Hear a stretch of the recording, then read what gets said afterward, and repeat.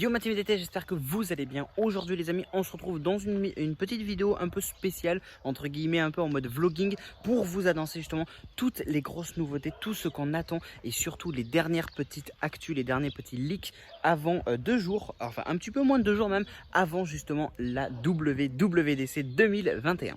Alors les amis, justement il y a pas mal de nouveautés à parler. Il faut déjà que je vous parle du multitâche. En effet, déjà un tout nouveau multitâche devrait apparaître sur iPadOS et l'iPhone également, ce qui permettrait donc de changer beaucoup plus facilement et beaucoup plus rapidement d'une application à une autre, avec bien évidemment le Control Center qui lui aussi va entièrement être revu, être revisité, et ça c'est pas mal du tout également les amis. Ça il faut le prendre en compte. Bien évidemment on sait tous qu'il y aura donc iOS 15, WatchOS, macOS, etc. En vérité on n'a pas énormément d'informations sur tous les autres logiciels comme WatchOS ou macOS. Par contre c'est vrai qu'on a pas mal d'informations concernant du coup iOS 15 et bien évidemment iPadOS 15.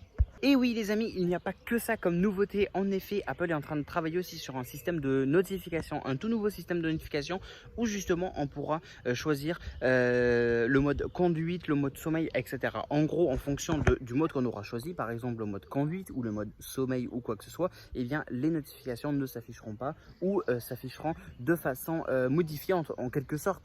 Ça fait aussi partie apparemment de la nouveauté de la WWDC. Il y a aussi du nouveau du côté d'iMessage. iMessage pourrait potentiellement devenir un réseau social. Ça, on en avait déjà parlé dans des vidéos et également dans des lives. Et bien, ça se concrétise en fait de plus en plus. En effet, pouvoir utiliser iMessage comme un réseau social. Apple voudrait concurrencer WhatsApp tout simplement. Donc, on pourrait très bien imaginer que iMessage devienne un futur WhatsApp en quelque sorte.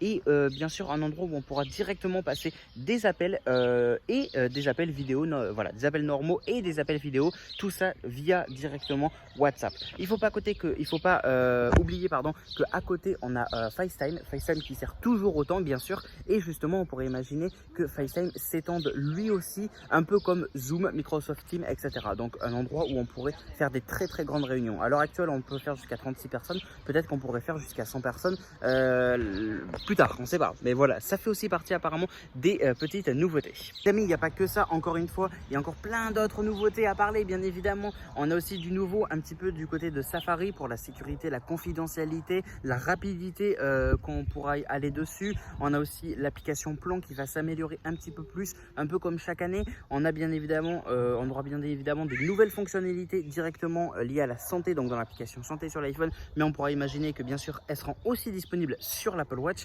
Enfin bref, il y a tout un tas de choses et de nouveautés qui pourraient arriver. Je peux pas toutes vous les sortir comme ça. Après, ce ne sont que des rumeurs, il faut bien le prendre en compte. Ce ne sont que des rumeurs à l'heure où je vous parle, mais des rumeurs quand même qui s'avèrent être concrètes. Il y a aussi du nouveau concernant un MacBook Pro. En effet, je vous en avais même parlé dans le live. On aurait potentiellement un tout nouveau MacBook Pro qui arriverait, donc un MacBook Pro 14 pouces. Lui, il serait potentiellement accompagné, selon les rumeurs, d'une puce Apple M1X ou potentiellement d'une puce Apple M2. Comme j'avais déjà dit également dans le live, ça me paraît un petit peu bizarre au final, parce que la puce Apple M1, elle est sortie il n'y a même pas 1 an. Les iMac sont sortis il y a à peine 2 mois avec la puce Apple M1. Et là, on aurait directement une puce Apple M2, ça me paraît un petit peu gros quand même. Et j'avais une autre petite remarque à faire. On l'aurait appelé potentiellement la puce M1X. Sauf que le processeur de l'iPhone, donc le A1, A2, A3, A5, bref, tout ça, il n'y a pas de A1X, A2X, etc.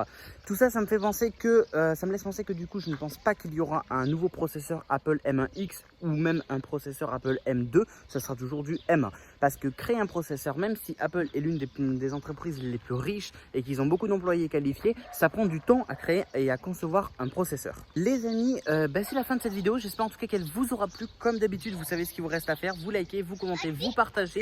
C'est très important les amis. N'oubliez pas de me suivre sur les réseaux sociaux. On se tient au courant bien évidemment sur les réseaux sociaux et sur YouTube.